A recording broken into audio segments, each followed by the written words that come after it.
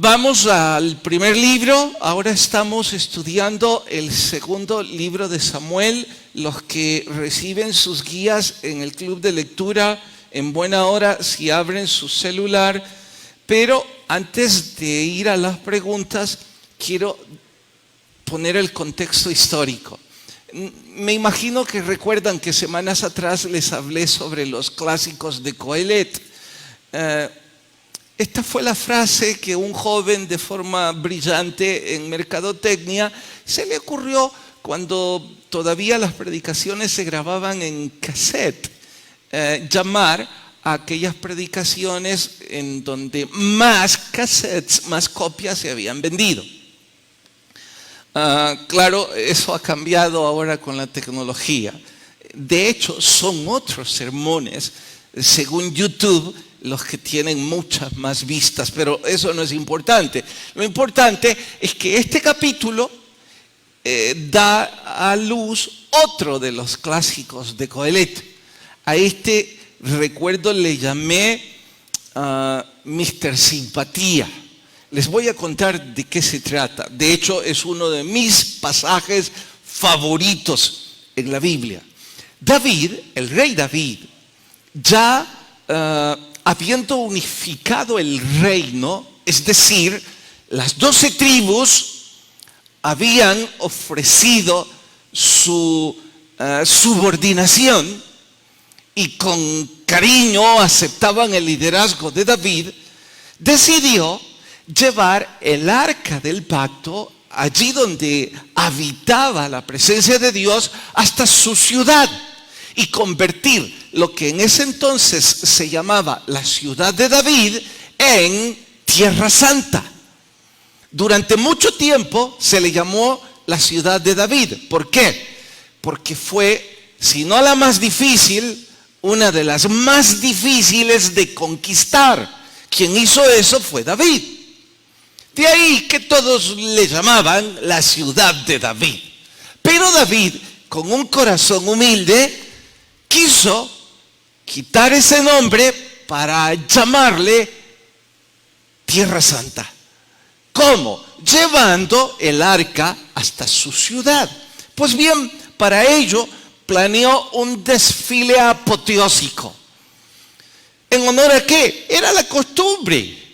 Cuando los generales regresaban de la guerra, pues todo el mundo salía a victoriarlos, a aplaudirles, a gritar con júbilo la victoria. Entonces David, neciamente, se le ocurre hacer un desfile parecido. Construyó la mejor carroza que el dinero podía pagar y contrató un desfile militar como jamás nunca pudieron imaginar. Y al frente de dicho desfile llevó a 2 señores que allí en la guía repararán, yo pregunto el significado de sus nombres. Es Usa y Ahío, que traducido al español es fuerza y simpatía. Popular. Eso significa del hebreo al español. Pues ¿por qué? Porque la carroza estaba siendo guiada por Mr. Músculos, un hombre muy fuerte, muy corpulento y con una presencia escénica única. ¿Pueden tratar de imaginar la escena? Un hombre increíblemente fuerte llevando una carroza nueva con todos los lujos que el hombre pudiera imaginar. E inmediatamente allí, a la par de Mr. Músculos, estaba Mr. Simpatía, el popular, el que arengaba el desfile, una especie de cachiporro que va diciéndole al ejército cómo desfilar para que cuando entren a la ex ciudad de David se convierta en Tierra Santa. Y el desfile comienza. Pero cuando llegó a un sitio llamado la Era de Nacor, Era es el nombre en hebreo que se usa para el montículo en donde se separa el trigo de la cizaña. Es decir, una especie de casco de hacienda en donde en nuestro contexto llegan todos los cortadores de café a ese montículo y ahí llevan el fruto. Hay gente especializada para separar el fruto de lo que sería cizaña. A eso se le llama era. Pues bien, allí en ese sitio, el camino no era lo mejor. Habían baches, quizás la lluvia había provocado una hondonada. El asunto es que cuando la carroza pasó por ahí, empezó a desequilibrarse y todo apuntaba que el arca estaba por venirse abajo. Pero ¿a quién le importa? Ahí estaba el corpulento. Para eso habían contratado a Mr. Músculos. Así es que él, haciendo gala de su fuerza y esperando el aplauso de todos, puso sus manos sobre el arca para detenerla, equilibrarla, y de inmediato Dios lo fulminó. Le mató. Y todo aquel apoteósico desfile terminó en la tristeza y la confusión de todos. Más nadie quería tocar el arca. Si Usa había sido fulminado, imagine todos los que no eran corpulentos. David, desde luego, era el más avergonzado. Sabía que esto era una reprensión de parte de Dios, pero no entendía por qué. Su gesto era genuino, su intención. Dijo que dejaran el arca enfrente de la era de Nacor. Allí estaba la casa de un tal Obed, un desconocido. No quiero suponer la molestia de Obed cuando le dijeron, mira, que quede aquí. El pobre Obed debió pensar, todos los que aquí vivimos vamos a fallecer. Pero pasó algún tiempo, no sabemos en días cuánto pudo ser. David no salía de su frustración y de su dolor. Tuvo que haber llegado hasta la familia del señor corpulento y darle su pésame. Y de decirle, yo me inventé todo esto, no sé por qué Dios mostró desacuerdo. En fin, se le ocurrió preguntar. Creo que lo que quería preguntar es, ¿queda vivo alguien ahí donde Obed? Y la respuesta fue, Obed ha sido tan pero tan prosperado que no podés imaginarlo. David reconoció que el problema era él, que él estaba haciendo algo muy malo. Hizo lo que debió haber hecho al principio, preguntarles a los sacerdotes. Y estos le dijeron, si hubieras empezado por aquí, no estarías lamentándolo. Dios dejó muy explícitas órdenes y especificaciones de cómo se traslada el arca. No con una carroza nueva, ni con un desfile de soldados. Son sacerdotes los únicos que pueden tocarla. David, con humildad esta vez, preguntó, ¿podrían hacerlo? Ellos dijeron que sí. Y así llegó el arca hasta lo que ahora es Tierra Santa. Por cierto, cuando David entró con el arca a Jerusalén, entró danzando, bailando, arriba y abajo, lleno de gozo, tal vez con frenesí, pero con un corazón sincero de adorar a Dios. Su mujer, Mical, llena de rabia y de celos, le maldijo. Dijo: eres un ridículo desnudándote frente a todas esas mujeres. Y desde entonces, David no volvió a tocar a Mical. Ella nunca pudo concebir. Bueno, hasta ahí llega el capítulo. Si a alguno de ustedes le emocionó la historia, yo la resumí. Ustedes van a encontrar mucha más pasión y mucho mayor contenido. En ese contexto histórico surgen las preguntas de la guía de hoy. Entre ellas, y voy a correr, la primera dice: ¿por qué David quiso transportarla en un carro nuevo, en una carroza? Simple y sencillamente porque estaba siguiendo el modelo de otras naciones y no el modelo de Dios, haciendo las cosas al revés. Y esto se aplica en nuestro diario vivir, que hay una cantidad de nosotros que por alguna curiosa razón nos impresiona lo que el mundo hace, en lugar de impresionarnos lo que la Biblia dice. Es por eso que algunas iglesias batallan en cambiar sus púlpitos por escenarios. Batallan por cambiar su música y convertirla en conciertos. Es por eso que a veces usted y yo batallamos por hacer lo que impresiona al mundo y no lo que impresiona a Dios. Resultados, bueno, van a ser como esto.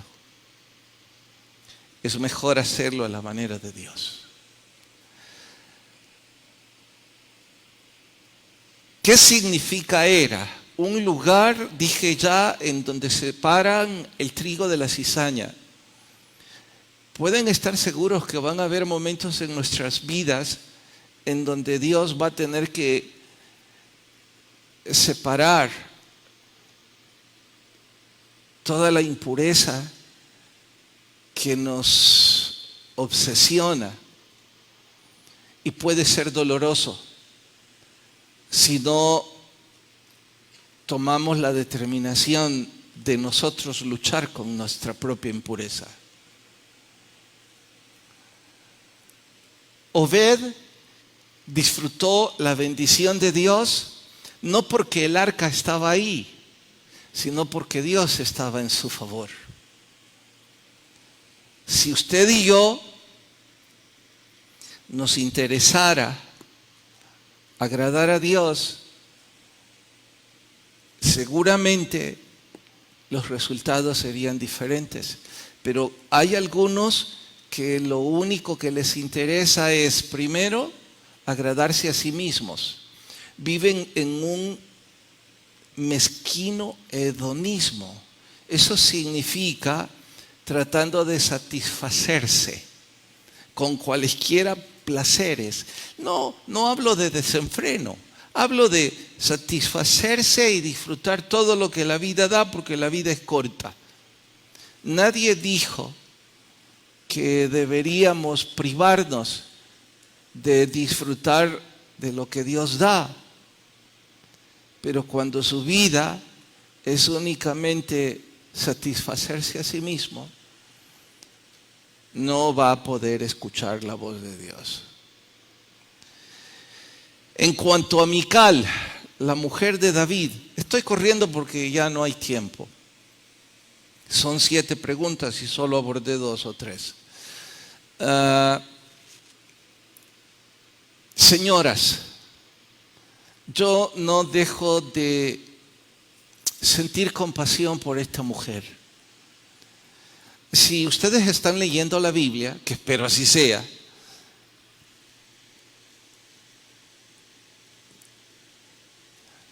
entenderán que esta señora es la hija de Saúl. la que le fue prometida a David siendo joven, y que Saúl, por capricho, no quiso entregársela. Pasó el tiempo y ella se enamoró.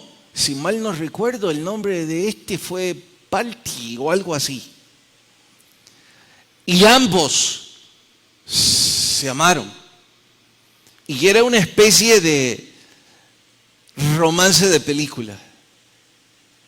Ahora que David está en una posición privilegiada, la exige.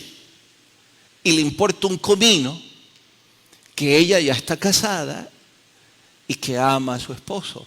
David no la amaba. David estaba tratando de exigir lo que era de él.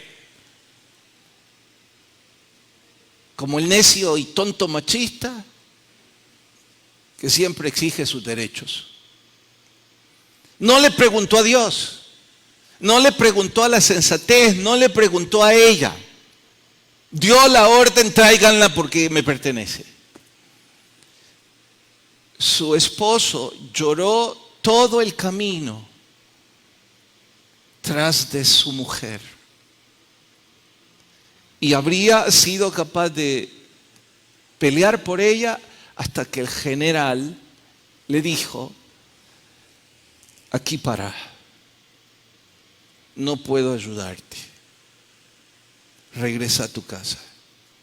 Así llegó a parar al muy necio harén de David.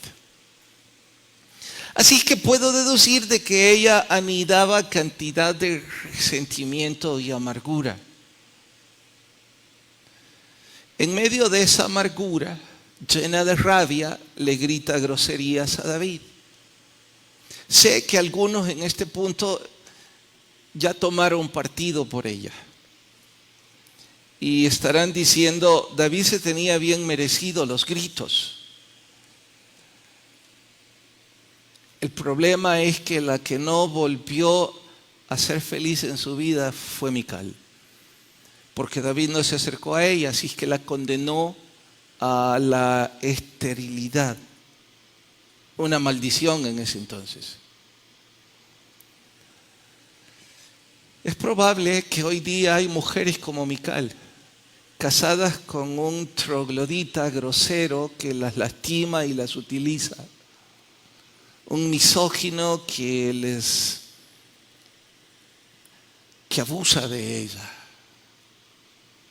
Que incluso de vez en cuando vienen a la iglesia juntos, pero ella no deja de preguntarse: ¿cómo puede ser tan cínico? Bueno, señoras, reaccionar como Mical no les va a ayudar mucho. Es mejor buscar la ayuda del Señor y no los gritos. Si usted tiene por esposo a un machista como David, lo único que lo puede mover es un milagro. Y los milagros no se consiguen con gritos y con groserías. Y diciendo: así como él me trata, le voy a tratar yo. No estoy diciendo que permita el abuso, eso es antibíblico. Estoy diciendo que deberá pedir un poco más de sabiduría a Dios. Y sí, sé que hay una cantidad de mujeres que han llegado a la conclusión que mejor solas que mal acompañadas. Han escrito su propia Biblia. Y verán en nuestro estudio del libro de los Salmos el daño que están haciendo a sus hijos y a los hijos de sus hijos. Pero no puedo adelantarme. Ya me pasé 5 minutos. Quítame 10 entonces del libro Fin, Efraín. Ahora, me voy a pasar al libro Fin. Y les muestro los libros porque estoy tratando de animarles a que es como ir a clases y de llevar el texto fuente. Bien, en el libro Fin encontrarán la doctrina de Esculapio, del Galeno, encontrarán la historia del por qué los médicos utilizan la serpiente, las dos serpientes enrolladas en una vara, como símbolo de la medicina. En la iglesia histórica en donde se predica esta exhortación, puntualmente me refiero a Pérgamo, a esa ciudad, allí el dios patrono era Galeno. ¿Por qué? Porque en esa ciudad estaba la universidad de medicina más famosa y más efectiva de la historia conocida. Antigua, por supuesto. En medio de ese contexto, el libro nos lleva a varias reflexiones. Una de esas reflexiones es precisamente por qué queremos imitar al mundo. Me dirán, ¿y qué relación tiene esto de la doctrina de Esculapio con nuestra vida espiritual? Bueno, es que esta filosofía les hacía muy arrogantes, muy intelectuales. Y no es que no lo fueran, es que ese intelectualismo les había hecho también soberbios. Y en su soberbia habían dado paso a la doctrina de Balaam, que no tenía nada que ver con la escuela de medicina, pero era otra especie de corriente filosófica. En este caso, la corriente filosófica era que Balaam había enseñado a un profeta a prostituirse para encontrar favores. Estoy diciendo que Balaam les dijo, miren, la única forma de destruir a este pueblo, ya que está siendo protegido por Dios, es que los hombres y las mujeres jóvenes se enamoren de hombres y mujeres jóvenes de naciones vecinas, al punto de que esas chicas y esos hombres corrompan y enreden sexualmente y les vuelvan débiles e inmaduros. Y tal cual se lo propuso, lo consiguió. La inmoralidad sexual a la que llegaron fue extrema al punto de debilitarlos. Lee el libro en el capítulo de hoy.